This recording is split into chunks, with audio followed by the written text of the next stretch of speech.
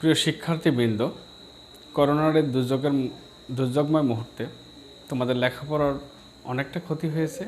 আর সে ক্ষতি পুষিয়ে নিতেই ঝিনাইদহ জেলা শিক্ষা অফিসের তত্ত্বাবধানে পরিচালিত হচ্ছে ঝিনাইদহ অনলাইন স্কুল। প্রিয় শিক্ষার্থী, ঝিনাইদহ অনলাইন স্কুলের পক্ষ থেকে সবাইকে জানাই স্বাগতম। আজকে তোমাদের সাথে পাঠ পরিচালনায় রয়েছি আমি মোহাম্মদ জাহিদুল ইসলাম, সহকারী শিক্ষক, নাগেরহাট মাধ্যমিক বিদ্যালয়, শৈলকুপা, ঝিনাইদহ। প্রিয় শিক্ষার্থী, আজ আমি তোমাদের সাথে নবম দশম শ্রেণীর পৌরনীতি ও নাগরিকতা বিষয় নিয়ে আলোচনা করব। গত ক্লাসে আমি আলোচনা করেছিলাম পৌরনীতি ও নাগরিকতা বিষয়ের ৪র্থ অধ্যায় রাষ্ট্র ও সরকার ব্যবস্থা নিয়ে। প্রিয় শিক্ষার্থী, গতদিনে আমরা রাষ্ট্রের ধরন ও প্রকারভেদ এ বিষয় নিয়ে আমরা বিস্তারিত আলোচনা করেছিলাম। আজকে আমি এর দ্বিতীয় অংশ অর্থাৎ সরকার ব্যবস্থা নিয়ে আলোচনা করব। প্রিয় শিক্ষার্থী, এই পাঠ শেষে আমরা সরকার ব্যবস্থা সম্পর্কে বর্ণনা করতে পারব, এককেন্দ্রিক সরকার ও যুক্তরাষ্ট্রীয় সরকার ব্যবস্থার বর্ণনা দিতে পারব, সংসদীয় সরকার ও রাষ্ট্রপতি শাসিত সরকারের বর্ণনা দিতে পারব এবং বিভিন্ন রাষ্ট্র ও সরকার ব্যবস্থায় নাগরিকের অবস্থান ও সরকারের সঙ্গে সম্পর্ক ব্যাখ্যা করতে পারব। প্রিয় শিক্ষার্থী, আমরা দেখব সরকার কি। গত ক্লাসে আমি আলোচনা করেছিলাম সরকার হলো রাষ্ট্রের অন্যতম প্রধান উপাদান, যা ব্যতীত রাষ্ট্রের অস্তিত্ব রক্ষা করা সম্ভব নয়। সরকার বলতে সেই সকল জনসমষ্টিকে বোঝায় যারা দেশ পরিচালনায় অংশগ্রহণ করেন। এই সরকারকে কয়েকটি ভাগে ভাগ করা হয়, আর এই ভাগগুলো করা হয় কয়েকটি বিষয়ের উপর ভিত্তি করে। সরকারকে ভাগ করতে গেলে দুইটা বিষয়ের উপর লক্ষ্য রাখতে হয়। একটি হচ্ছে ক্ষমতা বন্টনের নীতি, আরেকটি হচ্ছে আইন ও শাসন বিভাগের সম্পর্কের উপর। প্রিয় শিক্ষার্থী, ক্ষমতা বন্টনের নীতির উপর ভিত্তি করে সরকারকে দুই ভাগে ভাগ করা হয়। একটা হচ্ছে এককেন্দ্রিক সরকার ও যুক্তরাষ্ট্রীয় সরকার, এবং আইন ও শাসন বিভাগের সম্পর্কের ভিত্তিতে সরকারকে দুই ভাগে ভাগ করা হয়। একটি হচ্ছে সংসদীয় সরকার বা মন্ত্রিপরিষদ শাসিত সরকার ও অপরটি হচ্ছে রাষ্ট্রপতি শাসিত সরকার। শিক্ষার্থীবৃন্দ, আমরা সরকারের শ্রেণী বিভাগের চারটাকে যদি একটু খেয়াল রাখি তাহলে অনেকাংশেই আমাদের প্রশ্নের উত্তর দিতে সহজ হবে। সরকারকে আমরা ভাগ করেছি দেখো, ক্ষমতা বন্টনের নীতির ভিত্তিতে এবং আইন ও শাসন বিভাগের সম্পর্কের উপর ভিত্তি করে। ক্ষমতা বন্টনের নীতির ভিত্তিতে সরকার দুই প্রকার, একটি হচ্ছে এককেন্দ্রিক সরকার ও যুক্তরাষ্ট্রীয় সরকার। আবার আইন ও শাসন বিভাগের সম্পর্কের ভিত্তিতে সরকার দুই ধরনের, একটা হচ্ছে সংসদীয় সরকার ও অপরটি রাষ্ট্রপতি শাসিত সরকার। এবার আমরা দেখব এককেন্দ্রিক সরকার কাকে বলে। আমরা এটা অনেকেই এমনকি সবাই বুঝি যে এককেন্দ্রিক বলতে একটি মাত্র কেন্দ্র থেকে পরিচালিত যে সরকার, সেটাকে আমরা বলবো এককেন্দ্রিক সরকার। অর্থাৎ যে দেশে কোনো প্রাদেশিক স্বায়ত্তশাসন নেই, শুধুমাত্র একটি মাত্র কেন্দ্র থেকে বা যেটাকে আমরা রাজধানী বলি, সেখান থেকে রাষ্ট্রের যাবতীয় কর্মকাণ্ড পরিচালিত হবে, সেই ধরনের সরকার ব্যবস্থাকে আমরা বলি এককেন্দ্রিক সরকার। তাহলে দেখে নেওয়া যাক এককেন্দ্রিক সরকারের সংজ্ঞাটা। যে শাসন ব্যবস্থায় সরকারের সকল ক্ষমতা কেন্দ্রীয় সরকারের হাতে ন্যস্ত থাকে এবং কেন্দ্র থেকে দেশের শাসন পরিচালিত হয়, তাকে এককেন্দ্রিক সরকার বলে। এতে কেন্দ্র ও প্রদেশের মধ্যে ক্ষমতার বন্টন করা হয় না। এ সরকার ব্যবস্থায় আঞ্চলিক সরকারের কোনো অস্তিত্ব নেই। রাষ্ট্রে বিভিন্ন প্রদেশ বা প্রশাসনিক অঞ্চল থাকতে পারে, তবে তারা কেন্দ্রের প্রতিনিধি বা সহায়ক হিসেবে কাজ করে। যেমন বাংলাদেশ, জাপান প্রভৃতি দেশে এককেন্দ্রিক সরকার প্রচলিত আছে। প্রিয় শিক্ষার্থী, এই এককেন্দ্রিক সরকারেরও কিছু দোষ বা ত্রুটি এবং গুণাবলী রয়েছে। আমরা দেখব এককেন্দ্রিক সরকারের গুণাবলী সমূহ বা গুণগুলো কী কী। সহজ সাংগঠনিক ব্যবস্থা। এককেন্দ্রিক সরকার ব্যবস্থায় যেহেতু একটি মাত্র কেন্দ্র থেকে সমগ্র দেশ পরিচালিত হয়, সে কারণেই সাংগঠনিক ব্যবস্থাটা খুবই সহজ প্রকৃতির হয়ে থাকে। জাতীয় ঐক্যের প্রতীক।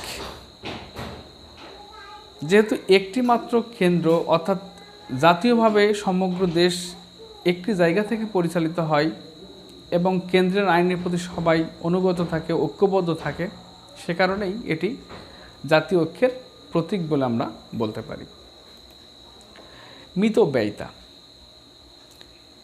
এককেন্দ্রিক সরকার ব্যবস্থায় প্রশাসনিক কর্মকাণ্ডাদি পরিচালিত হয় শুধুমাত্র কেন্দ্রের হাত দিয়ে বা কেন্দ্র থেকে, যে কারণে প্রশাসনিক ব্যয়ভার অনেকটা এখানে কম, অর্থাৎ এর বড় একটা গুণ হচ্ছে মিতব্যয়িতা।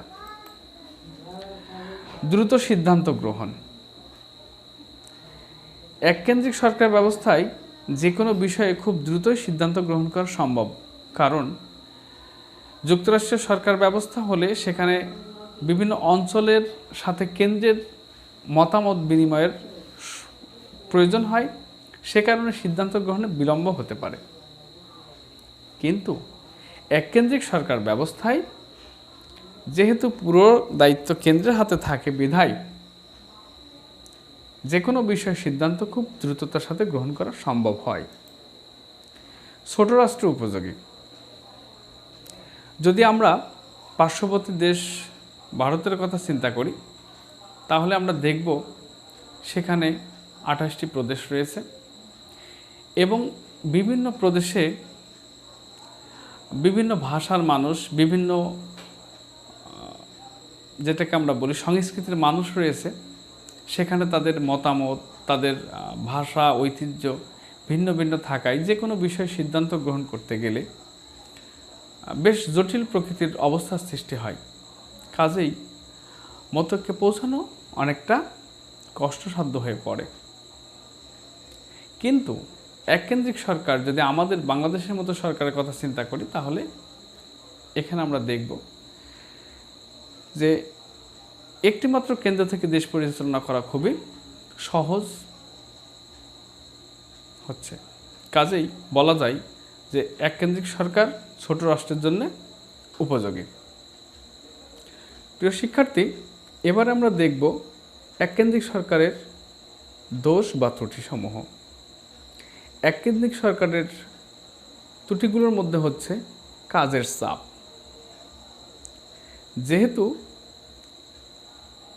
একটি কেন্দ্র থেকে সমগ্র রাষ্ট্র পরিচালিত হয়, যে কারণে সমগ্র প্রশাসনিক কর্মকাণ্ডগুলো কেন্দ্র সরকারের হাতেই ন্যস্ত থাকে। কাজেই সমগ্র কাজ, প্রশাসনিক কর্মকাণ্ড কেন্দ্রকে পরিচালনা করতে হয় বিধায় কেন্দ্রের কাজের চাপ অনেকটা বেশি থাকে। এবার আমরা দেখব স্থানীয় নেতৃত্ব বিকাশের অনুকূল নয়। প্রিয় শিক্ষার্থী, যেহেতু দেশটা কেন্দ্র থেকে পরিচালিত হয়, আর সে কারণেই আঞ্চলিক নেতৃত্বের বা আঞ্চলিক মতামতের তেমন গুরুত্ব দেওয়া হয় না, যে কারণে স্থানীয় নেতৃত্ব বিকাশের অনুকূল পরিবেশ সৃষ্টি হয় না। স্থানীয় উন্নয়ন ও সমস্যার প্রতি অবহেলা। এককেন্দ্রিক সরকার ব্যবস্থায় দেখা যায় কোনো কোনো বিশেষ অঞ্চলের উপর একটা বিশেষ সুবিধা বা বিশেষ উন্নয়নের পদক্ষেপ গ্রহণ করা হয়, আবার কোনো কোনো এলাকায় এই উন্নয়ন থেকে পিছিয়ে পড়ে বা বাদ পড়ে, অর্থাৎ উন্নয়ন বা সমস্যার প্রতি অবহেলা দেখানো হয়।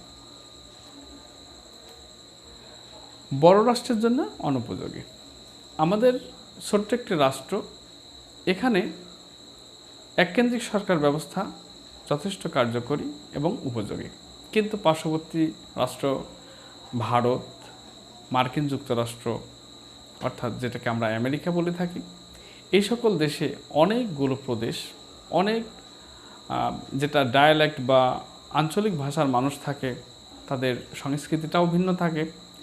এ সকল ক্ষেত্রে এককেন্দ্রিক সরকার উপযোগী নয়।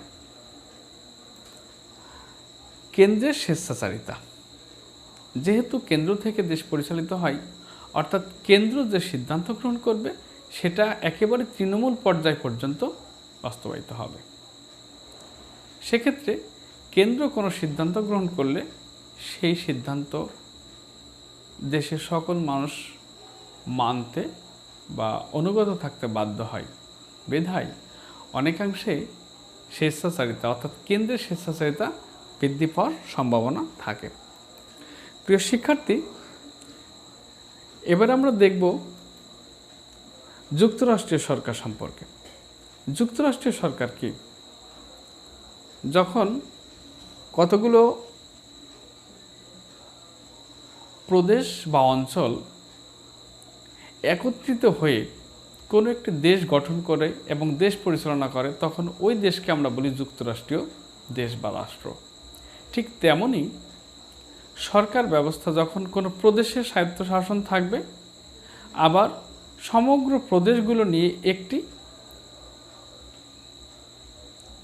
সরকার ব্যবস্থা গঠন করবে, ওই ধরনের সরকারকে আমরা বলছি যুক্তরাষ্ট্রীয় সরকার। অর্থাৎ সেখানে কেন্দ্র থাকবে, কেন্দ্রের স্বায়ত্তশাসন থাকবে, আবার অঞ্চল বা প্রদেশেরও স্বায়ত্তশাসন থাকবে। এই সবগুলো প্রদেশ মিলে একটা কেন্দ্রীয় যে সরকারের অধীনে থাকে, এই ধরনের সরকার ব্যবস্থাকে আমরা বলছি যুক্তরাষ্ট্রীয় সরকার ব্যবস্থা। আমরা তাহলে যুক্তরাষ্ট্রীয় সরকার ব্যবস্থা সম্পর্কে একটু দেখি। যুক্তরাষ্ট্র বলতে সেই ধরনের রাষ্ট্র বা সেই ধরনের সরকারকে বোঝায় যেখানে একাধিক অঞ্চল বা প্রদেশ মিলে একটি সরকার গঠন করে। এ ধরনের সরকার ক্ষমতা বন্টনের নীতির উপর প্রতিষ্ঠিত। এতে সাংবিধানিকভাবে রাষ্ট্রের কর্তৃত্ব ও ক্ষমতার কিছু অংশ প্রদেশ বা আঞ্চলিক সরকারের এবং জাতীয় বিষয়গুলো কেন্দ্রীয় সরকারের হাতে থাকে। ফলে প্রাদেশিক ও কেন্দ্রীয় উভয় সরকারই মৌলিক ক্ষমতার অধিকারী হয় এবং স্ব ক্ষেত্রে স্বাধীন ও স্বতন্ত্র থেকে দেশ পরিচালনা করে। অর্থাৎ এতে দ্বৈত সরকার ব্যবস্থা থাকে। ভারত, মার্কিন যুক্তরাষ্ট্র, কানাডা প্রভৃতি যুক্তরাষ্ট্রীয় সরকারের উদাহরণ। প্রিয় শিক্ষার্থী, এই যুক্তরাষ্ট্রের কয়েকটা গুণ বা গুণাবলী রয়েছে, আর সেগুলো হলো জাতীয় ঐক্য ও আঞ্চলিক স্বাতন্ত্র্যের সমন্বয় ঘটে। যেহেতু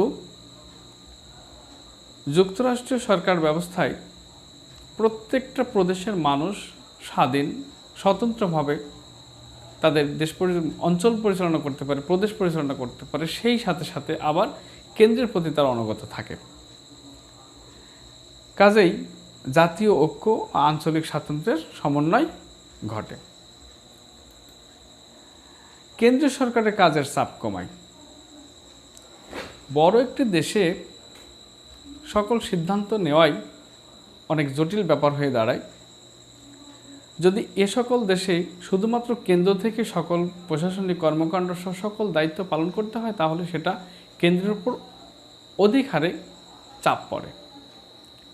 কিন্তু আঞ্চলিক বা প্রাদেশিক স্বায়ত্তশাসন থাকায় কেন্দ্রীয় সরকারের কাজের চাপ কমে যায়। আঞ্চলিক সমস্যা সমাধানের উপযোগী।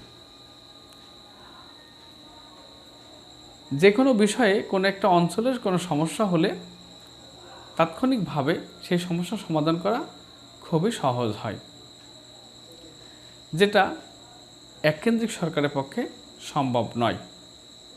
কাজেই যুক্তরাষ্ট্রের সরকার আঞ্চলিক সমস্যা সমাধানের উপযোগী। রাজনৈতিক চেতনা বৃদ্ধি ও স্থানীয় নেতৃত্বের বিকাশের সহায়ক। যেহেতু আঞ্চলিক বা প্রাদেশিক স্বায়ত্তশাসন থাকার কারণে স্থানীয় লোকজন তাদের প্রতিনিধি নির্বাচন করতে পারে, নিজে নির্বাচিত হওয়ার সুযোগ পায়। অর্থাৎ রাজনৈতিক চর্চা করার যে সুযোগ এখানে রয়েছে। আর এই রাজনৈতিক চর্চা করার সুযোগ থাকার কারণে রাজনৈতিক চেতনা বৃদ্ধি ও স্থানীয় নেতৃত্বের বিকাশ ঘটে থাকে। কেন্দ্রের স্বেচ্ছাচারিতা লোপ পায়। কোনো দেশ শুধুমাত্র একটি কেন্দ্র থেকে পরিচালিত হলে সমগ্র ক্ষমতা কেন্দ্রের হাতে থাকে, অর্থাৎ কেন্দ্রের স্বেচ্ছাচারিতা বৃদ্ধি পাওয়ার সমূহ সম্ভাবনা থাকে। কিন্তু যুক্তরাষ্ট্রীয় সরকার ব্যবস্থায় সমগ্র দায়িত্ব বা ক্ষমতা কেন্দ্রের হাতে ন্যস্ত না থেকে প্রদেশ বা অঞ্চলের মধ্যে বিভাজিত হয়ে থাকে, বিধায় কেন্দ্রের স্বেচ্ছাচারিতা লোপ পায়। প্রিয় শিক্ষার্থী, এতগুলো গুণ থাকা সত্ত্বেও যুক্তরাষ্ট্র সরকারের কিছু ত্রুটি রয়েছে। সেগুলো হলো জটিল প্রকৃতির শাসন। আসলে আমরা জানি জটিল বলতে একটু কঠিন জাতীয় আমরা এটা বুঝি, যে একই সাথে দুই ধরনের নিয়ম নীতি পালন করতে হয় নাগরিককে, আবার এখানে দ্বৈত শাসন ব্যবস্থা চলে, কাজেই বিষয়টা একটু জটিল প্রকৃতির বলে মনে হয়। ক্ষমতার দ্বন্দ্ব।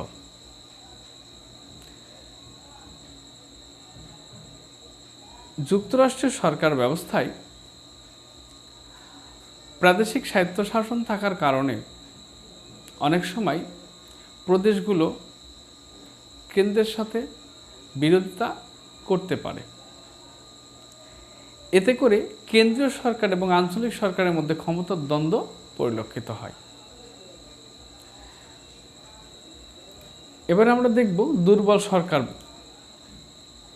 যেহেতু কেন্দ্রীয় সরকার যে কোনো সিদ্ধান্ত গ্রহণ করতে হলে আঞ্চলিক সরকারের সাথে সমঝোতা বা সমন্বয় অর্থাৎ আলাপ আলোচনার মাধ্যমে সিদ্ধান্ত গ্রহণ করতে হয়, সেক্ষেত্রে কেন্দ্রীয় সরকার অনেকটা দুর্বল অবস্থার মধ্যে পড়ে। অর্থাৎ এককেন্দ্রিক সরকার ব্যবস্থায় কেন্দ্রীয় সরকার যেমন দ্রুততার সাথে নিজে নিজেই কোনো সিদ্ধান্ত গ্রহণ করতে পারে, কিন্তু যুক্তরাষ্ট্রের সরকার ব্যবস্থায় তা সম্ভব হয় না। অর্থাৎ সরকার অনেকটা দুর্বল প্রকৃতির হয়। বিচ্ছিন্ন হওয়ার আশঙ্কা। প্রিয় শিক্ষার্থী, তোমরা দেখে থাকবে মাঝে মধ্যেই পশ্চিমবঙ্গের মুখ্যমন্ত্রী মমতা বন্দ্যোপাধ্যায় কেন্দ্রীয় সরকারের কোনো কাজের সমালোচনা করে, যেটা জনস্বার্থে হওয়া প্রয়োজন সেটার পক্ষে উনি অবস্থান করেন। অর্থাৎ কেন্দ্রের সাথে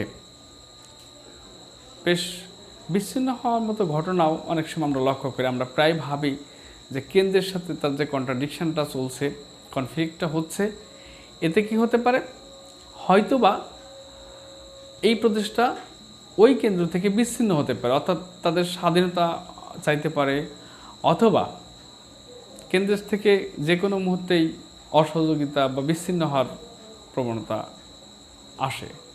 যদিও এটা হয় না, কারণ যুক্তরাষ্ট্রের সরকারের যে পদ্ধতি সেখানে অনেক নিয়ম নীতি মেনে এটা পরিচালিত হয়, বিধায় এর ইউনিটি যেটাকে আমরা বলি এটা অনেকটা দৃঢ় থাকে।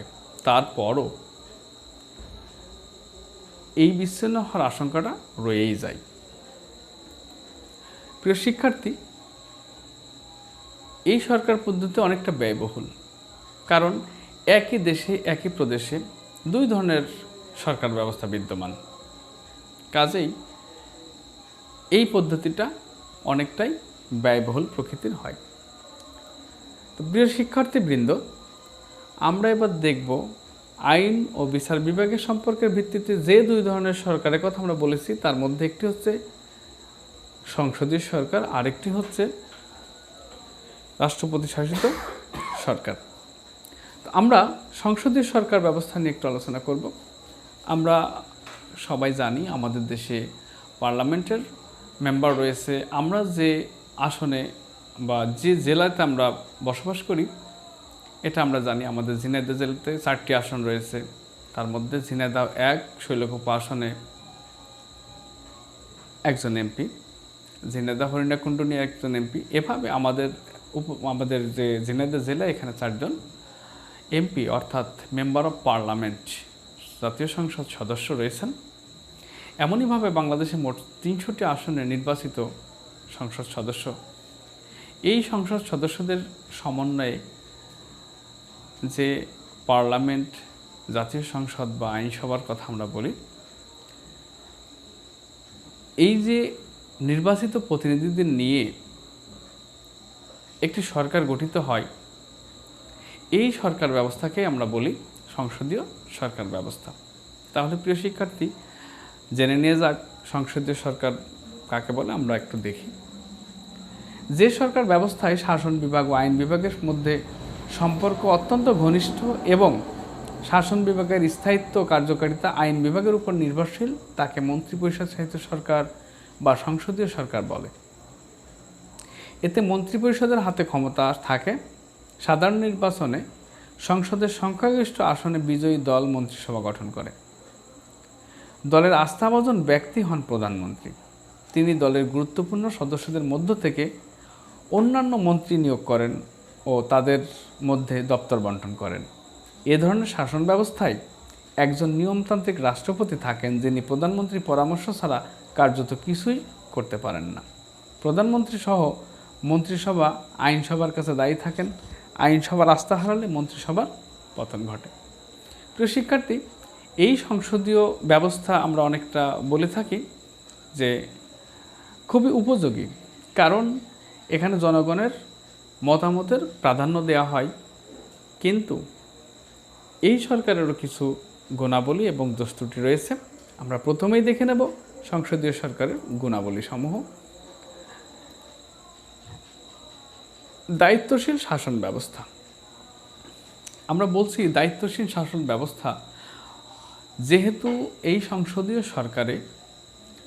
সংসদীয় সরকার ব্যবস্থায় জনগণের দ্বারা সংসদ সদস্যগণ নির্বাচিত হন এবং সংখ্যাগরিষ্ঠতার ভিত্তিতে সরকার গঠন করেন। কাজেই জনগণের কাছে এই সরকারকে দায়ী থাকতে হয়। যদি সরকার জনগণের আস্থা অর্জন করতে বা সন্তুষ্টি অর্জন করতে ব্যর্থ হন, তাহলে পরবর্তী নির্বাচনে বিজয়ী হওয়ার সম্ভাবনা বা সরকার গঠনের সম্ভাবনা অনেকটাই ক্ষীণ। যে কারণে এই সরকার জনগণের কাছে দায়বদ্ধতা ও দায়িত্বশীল থেকে দেশ পরিচালনা করেন। আমরা বলতে পারি এটা অনেকটা দায়িত্বশীল শাসন ব্যবস্থা। এবারে দেখা যাক আইন ও শাসন বিভাগের ঘনিষ্ঠ সম্পর্ক। আসলে আইন প্রণয়ন ও প্রশাসনিক কর্মকাণ্ড বা আইন পরিচালনা করা, প্রয়োগ করা, এই দুইটা বিভাগের মধ্যে, অর্থাৎ এখানে বলে রাখা ভালো যে একটি সরকারের 3টি বিভাগ রয়েছে বা 3টি অঙ্গ রয়েছে। একটি হচ্ছে আইন বিভাগ, একটি শাসন বিভাগ, আর একটা হচ্ছে বিচার বিভাগ। আমরা আইন বিভাগটা আমরা জানি যে যেখানে আইন প্রণয়ন করা হয়, আর আইন বিভাগের অন্যতম অঙ্গ হচ্ছে আইনসভা, যেটাকে আমরা পার্লামেন্ট বলি। আমি একটু আগেই যেটা উল্লেখ করেছি। প্রিয় শিক্ষার্থী, আরেকটা বিভাগ হচ্ছে শাসন বিভাগ, অর্থাৎ পরিচালনার জন্য, আইনের শাসন বাস্তবায়নের জন্য যে একটা কাঠামো রয়েছে, যে একটা বিভাগ রয়েছে, সেটাকে আমরা বলবো শাসন বিভাগ। আরেকটা বিভাগ রয়েছে দেশের প্রচলিত আইনের মাধ্যমে কোনো ঘটে যাওয়া অপরাধের বিচার করা হয়, ওই বিভাগটাকে আমরা বলে থাকি বিচার বিভাগ। তো প্রিয় শিক্ষার্থী, আমরা দেখতে পাই সংসদীয় সরকারে আইন ও শাসন বিভাগের মধ্যে অত্যন্ত ঘনিষ্ঠ সম্পর্ক রয়েছে। বিরোধী দলের মর্যাদা। বিরোধী দলেরও একটি মর্যাদা রয়েছে। আমরা জানি এখানে সংসদে বিরোধী দলীয় হুইপ বা বিরোধী দলীয় নেতা সংসদে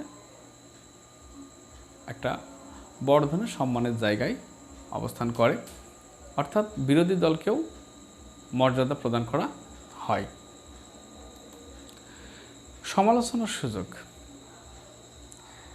এই সরকার ব্যবস্থায় জনগণের বাক স্বাধীনতা রয়েছে, ব্যক্তির স্বাধীনতা রয়েছে। সুতরাং সরকারের ভালো মন্দ যে কোনো বিষয় নিয়ে সমালোচনা করার সুযোগ এখানে রয়েছে।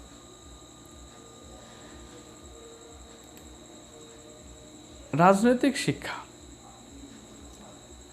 যেহেতু বিরোধী দল থাকবে, সরকারি দল থাকবে এবং সেখানে সমালোচনা করার সুযোগ থাকবে, অর্থাৎ রাজনৈতিক অধিকার মানুষের সম্পূর্ণরূপে ভোগ করার সুযোগ রয়েছে। এ কারণেই দেশের বা রাষ্ট্রের মানুষগুলো রাজনৈতিক শিক্ষা লাভ করে থাকে। এখানে একজন ব্যক্তি যেমন রাষ্ট্র পরিচালনায় প্রতিনিধি নির্বাচনে ভোট দিতে পারবেন, আবার তিনি রাষ্ট্র পরিচালনায় অংশগ্রহণের জন্য নির্বাচনে প্রার্থী হতে পারবেন। ফলে রাজনৈতিক শিক্ষা লাভের সম্ভাবনা এই শাসন ব্যবস্থায় পরিলক্ষিত হয়। প্রিয় শিক্ষার্থী, আমরা এতক্ষণে জানলাম সংসদীয় সরকার ব্যবস্থার গুণাবলী। এবারে দেখব ত্রুটিসমূহ। স্থিতিশীলতার অভাব, যেহেতু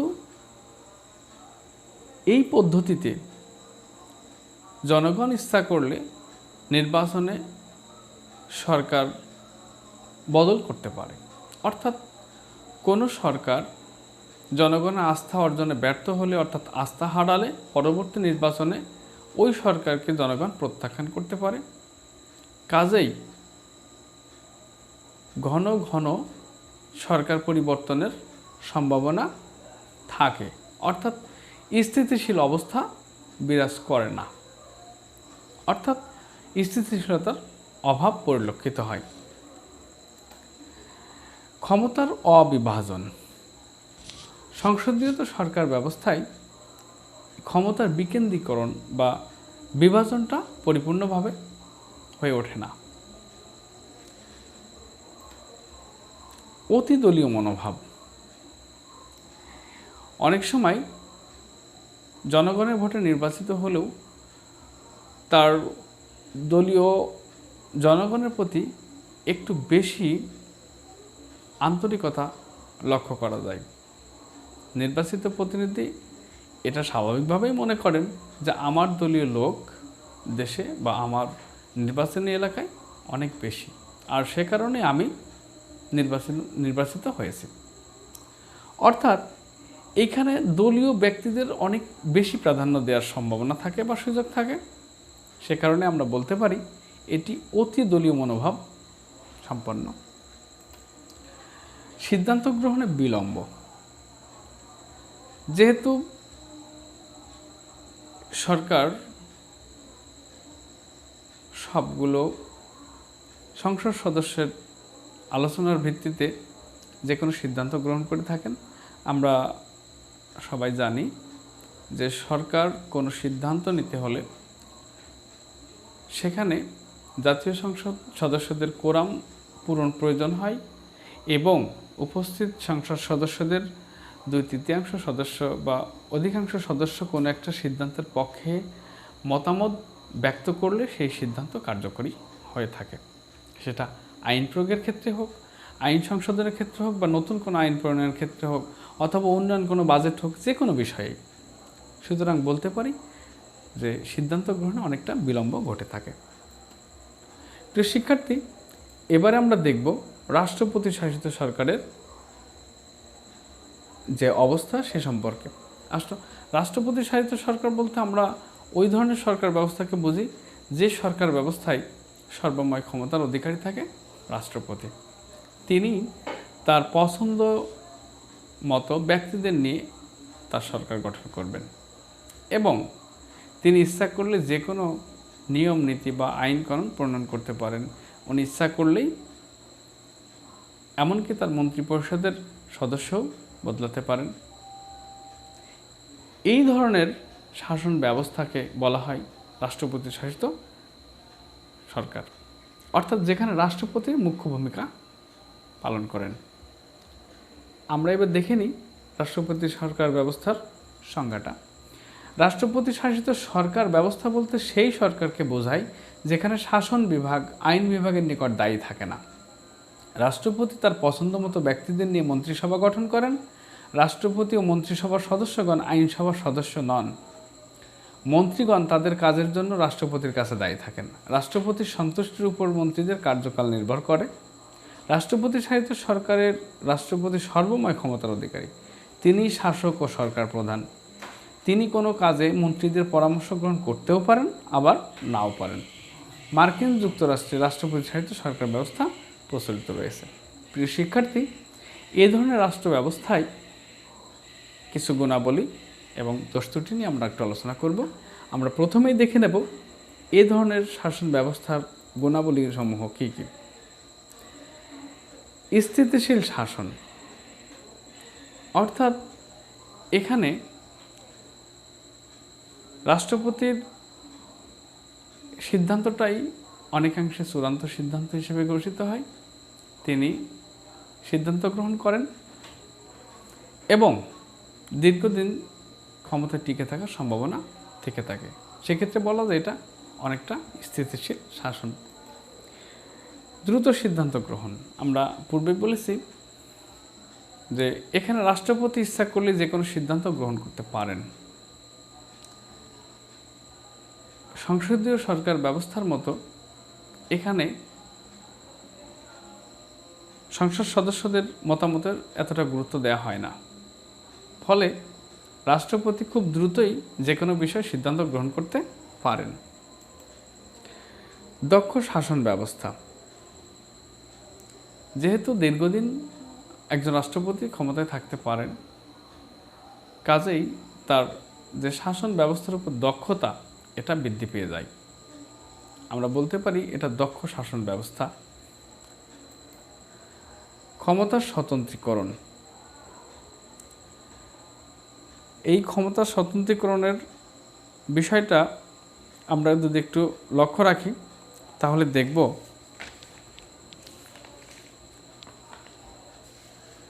যে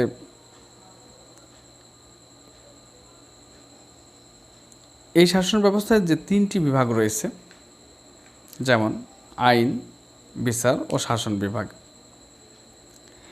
এই বিভাগগুলোর মধ্যে যে সম্পর্ক, এই সম্পর্ক একটির সাথে অন্যটির সম্পর্ক বজায় থাকে। এতে ক্ষমতার পৃথকীকরণ ও ভারসাম্য বজায় থাকে। একটি আরেকটি থেকে পৃথক থাকবে, একটি আরেকটির সাথে সম্পর্কযুক্ত থাকবে, আবার ভারসাম্য থাকবে। একটি অন্যটির উপর অতি প্রভাব খাটাতে পারবে না, আবার একেবারে একটি আরেকটি থেকে বিচ্ছিন্ন নয়।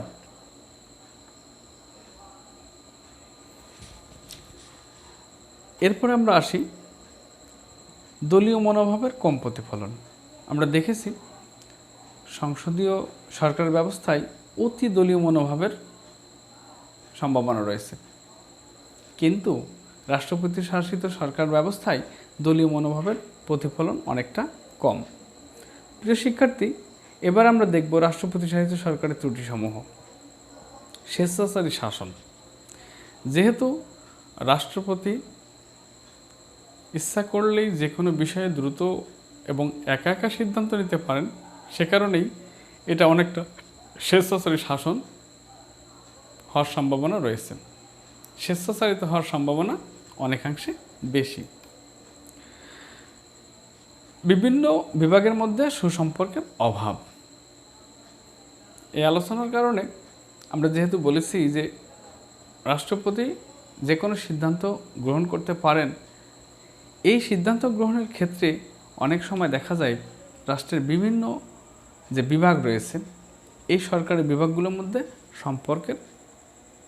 সুসম্পর্কের অভাব ঘটে। অনমনীয় শাসন, যেহেতু রাষ্ট্রপতি এককভাবে দেশ পরিচালনা করার ক্ষমতা রাখেন বা অধিকার রাখেন, সেহেতু যে কোনো একটি বিষয়ে তিনি কঠোর হওয়ার সুযোগ পান। ফলে এটাকে আমরা বলি অনমনীয় শাসন। প্রিয় শিক্ষার্থী মণ্ডলী, আমরা কয়েকটি সরকার সম্পর্কে আলোচনা করলাম। এই আলোচনার প্রেক্ষিতে যে বিষয়গুলো আমাদের সামনে উঠে এসেছে, তার মধ্যে অল্প কয়েকটি বিষয় নিয়ে আমি তোমাদের সাথে শেয়ার করব বা আলোচনা করব। আমরা একটু মনে করার চেষ্টা করি যে আলোচনাগুলো করেছি তার মধ্য থেকে বিশেষ কোনো পয়েন্ট আমাদের স্মরণ আছে কিনা আমরা একটু দেখে নিই। প্রিয় শিক্ষার্থী, বলো তো